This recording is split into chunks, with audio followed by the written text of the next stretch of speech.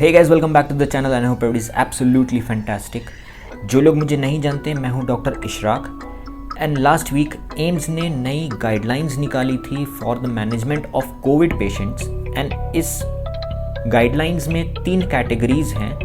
तो आज हम इन 3 कैटेगरीज को अच्छे से समझेंगे कि कौन सा पेशेंट कौन सी कैटेगरी में फॉल कर रहा है, प्लस जिन पेशेंट्स के लिए बेड अवेलेबिलिटी नहीं हो पा रही है और उनको अगर घर में ट्रीटमेंट करने की ज़रूरत पड़ रही है तो हमको क्या ट्रीटमेंट उनको देना चाहिए, इस बारे में डिस्कशन करेंगे। So keep watching the video, will be back.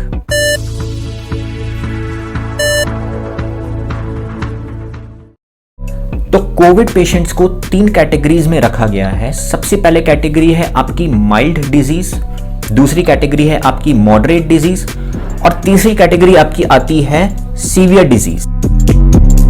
Mild disease में वो पेशेंट्स आ रहे हैं जिनको अपर रेस्पिरेटरी ट्रैक्ट इन्फेक्शन है, यानी कि नाक से लेकर आपके वोकल कॉर्ड्स के ऊपर तक, या फिर उनको बुखार हो रहा है या दोनों साथ में हो रहे हैं। इसमें देखने की बात यह है कि इन पेशेंट्स को ब्रेथलेसनेस यानी कि सांस फूलने की दिक्कत या फिर ऑक्सीजन इनका कम नहीं होगा, इनका ऑक्सीजन नॉर्मल रहेगा, इनको सांस लेने में कोई दिक्कत नहीं होगी। इन पेशेंट्स का ट्रीटमेंट जो है वो घर पे ही होगा, इनका होम ट्रीटमेंट ही होगा। दूसरी कैटेगरी है आपकी मॉडरेट डिजीज। मॉडरेट डिजीज में वो पेशेंट्स आ रहे हैं जिनको सांस लेने में दिक्कत हो रही है, सांस फूल रही है, जो लोग 1 मिनट में 24 से ज्यादा बार सांस ले रहे हैं, यानी कि उनका रेस्पिरेशन रेट जो है वो 24 पर मिनट हो रहा है। नॉर्मल इंसान का रेस्पिरेशन रेट जो होता है वो होता है 12 से 16, यानी कि वो 1 मिनट में 12 से 16 बार सांस लेता है। या फिर उन पेशेंट्स का ऑक्सीजन लेवल जो है वो 93 से 90 के बीच में हो रहा है। ये पेशेंट्स को मॉडरेट डिजीज में कैटेगराइज किया गया है। इन पेशेंट्स का प्रोटोकॉल वैसे ये है कि इनको वार्ड में एडमिट किया जाएगा। तीसरा कैटेगरी है आपकी सीवियर डिजीज की। सीवियर डिजीज में वो पेशेंट्स आ रहे हैं जिनका रेस्पिरेशन रेट जो है वो 30 से ऊपर जा रहा है और उनका ऑक्सीजन सैचुरेशन जो है वो 90 से बिलो फॉल कर रहा है। इन पेशेंट्स को प्रोटोकॉल के तहत आईसीयू में एडमिट करना है। बट हाल फिलहाल में पेशेंट्स की जो आबादी है वो इतना ज़्यादा बढ़ती जा रही है कि पेशेंट्स को हॉस्पिटल में बेड अवेलेबिलिटी नहीं मिल पा रही है। तो ऐसे सिनेरियो में होम ट्रीटमेंट हम कैसे करेंगे, इस बारे में डिस्कशन करते हैं। सबसे पहली चीज, अगर आपका पेशेंट को माइल्ड डिजीज हो रहा है, यानी कि उसका ऑक्सीजन लेवल नॉर्मल है, उसको सांस लेने में कोई दिक्कत नहीं हो रही है, तो सबसे पहले हम उस पेशेंट को आइसोलेट करेंगे। आइसोलेट हम इसलिए कर रहे हैं ताकि जो घर में लोग कोविड से बचे हुए हैं उन लोगों को कोविड ना हो। आइसोलेट हमको उस बंदे को ऐसे कमरे में करना है जहां पर अच्छे से हवा हो, वेंटिलेशन हो, ताकि उसको सांस लेने में दिक्कत ना हो। अगर उसके साथ अटैच्ड बाथरूम है या उसको सेपरेट बाथरूम प्रोवाइड किया जा सकता है तो वो बहुत अच्छी बात होगी, ताकि कोई नॉर्मल इंसान वो सेम बाथरूम यूज ना करे। कांटेक्ट हमें कम से कम रखना है। जो पेशेंट के कांटेक्ट में बंदा आ रहा है उसको रेगुलर मास्क और सैनिटाइजर प्लस ग्लव्स का इस्तेमाल करना है। गार्बेज डिस्पोजल बैग्स रखने हैं ताकि जो भी उस पेशेंट का वेस्ट निकल रहा है उसको अलग से डिस्पोज ऑफ किया जा सके। घर में 2 चीजें होना बहुत जरूरी है, एक थर्मामीटर जिससे आप टेम्परेचर नापेंगे और दूसरी चीज आपका पल्स ऑक्सीमीटर जिससे हम blood oxygen saturation level check करते रहेंगे।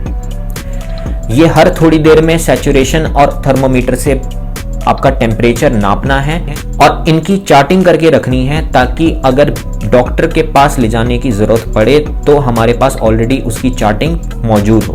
पल्स ऑक्सीमीटर आपका 2 से 3 हज़ार रुपए का आ जाता है, ये रखना बहुत ज़रूरी है। पल्स ऑक्सीमीटर रखने से हम सैचुरेशन जो है ऑक्सीजन का उसको देख सकते हैं कि कितना ड्रॉप हो रहा है या नॉर्मल है।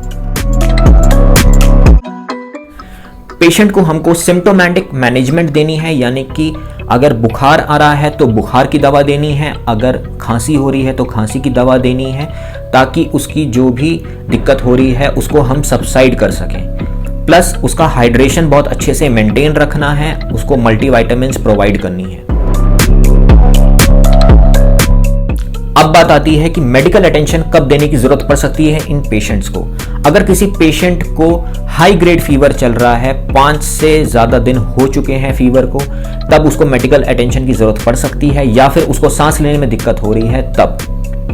ऐसे सिनेरियो में अगर मेडिकल अटेंशन नहीं दे पा रहे हैं तो उसको पैरासीटामोल देंगे 1 ग्राम 6 से 8 घंटे के बीच में, डिपेंडिंग कि उसको कितना बुखार है। दूसरी दवा जो हम दे सकते हैं वो है ब्यूटेसोनाइड। ये एक इनहेलेशनल ड्रग है, यानी कि हमको इसको मीटर्ड डोजेज में देना पड़ेगा, एक पंप के थ्रू देना पड़ेगा।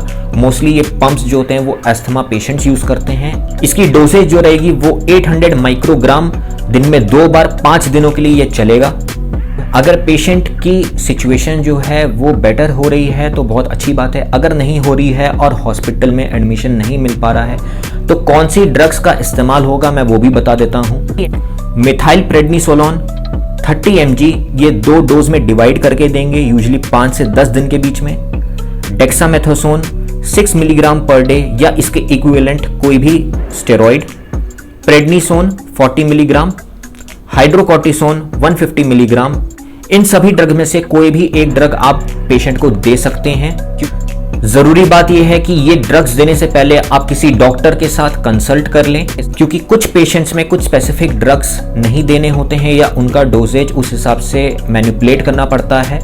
तो बेटर ये है कि आप डॉक्टर के साथ एक बार सलाह मशवरा कर लें। अब हम बात कर लेते हैं ऑक्सीजन सपोर्ट की। किन पेशेंट्स को ऑक्सीजन सपोर्ट की जरूरत पड़ सकती है, और अगर हॉस्पिटल नहीं ले जा पा रहे हैं और घर में ऑक्सीजन सपोर्ट देने की जरूरत पड़ रही है तो हम कैसे प्रोवाइड करेंगे।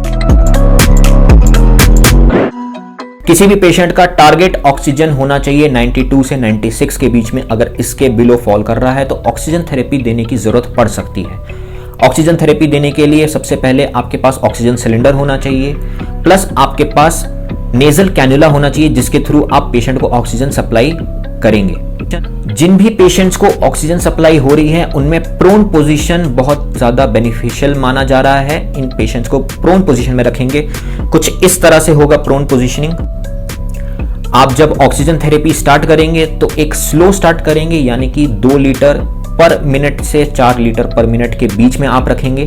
जब पेशेंट का सैचुरेशन लेवल बढ़ेगा, 92% से ऊपर जाने लगेगा, तो अपने आप इंप्रूवमेंट के साइंस पेशेंट में दिखने लगेंगे, जैसे कि उसको सांस लेने में प्रॉब्लम नहीं होने लगेगी, वो आराम से सांस ले सकता है, प्लस उसका जो रेस्पिरेशन रेट है वो 24 से नीचे आने लग जाएगा।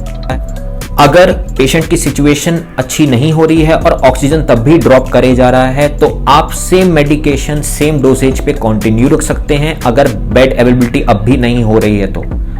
प्लस आप ऑक्सीजन थेरेपी भी उसको प्रोवाइड करते रहेंगे। ऑक्सीजन का फ्लो रेट 6 लीटर पर मिनट से 10 लीटर पर मिनट तक आप बढ़ा सकते हैं। जब आप ऑक्सीजन का फ्लो रेट बढ़ाएं तो आपको हाई फ्लो नेजल कैनुला की जरूरत पड़ सकती है।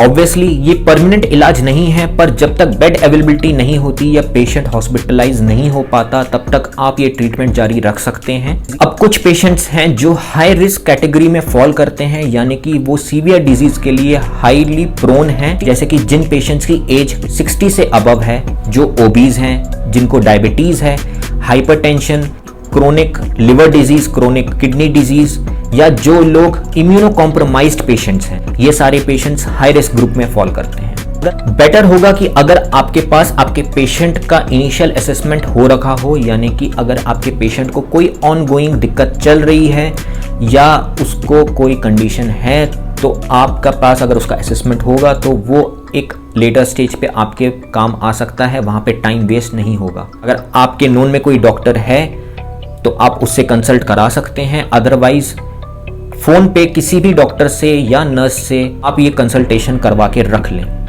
क्योंकि कुछ कंडीशंस ऐसी होती हैं जिसमें ये सेम ट्रीटमेंट फॉलो नहीं किया जा सकता। जैसे कि जो लोग प्रेग्नेंट हैं या जिनकी स्पाइन में दिक्कत है, अगर वो प्रोन पोजीशन में लेटेंगे तो उनको बहुत दिक्कत हो सकती है।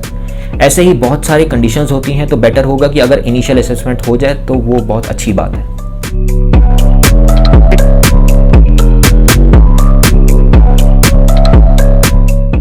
इन ड्रग्स का ऑफ लेबल करने का मतलब सिर्फ इतना है कि ये ड्रग्स का बेनिफिट बहुत ही लिमिटेड केसेस में देखा गया है, तो इसलिए इन ड्रग्स का यूज बहुत लिमिटेड केसेस के लिए ही रखा गया है। आई होप आप लोगों को ये वीडियो अच्छी लगी एंड होपफुली ये चीज़ किसी को करने की ज़रूरत ना पड़े। But just in case emergency situation में आप इस वीडियो को सेव करके रख लीजिए, ताकि अगर ऐसी कंडीशन आती है, ऐसी सिचुएशन आती है, तो आप इसके लिए रेडी रहें। अगर ये वीडियो अच्छी लगी तो इसको लाइक कर देना, चैनल पे नए हैं तो सब्सक्राइब कर देना। आपसे मिलूंगा मैं नेक्स्ट वीडियो में, तब तक के लिए stay home, stay safe, stay fit.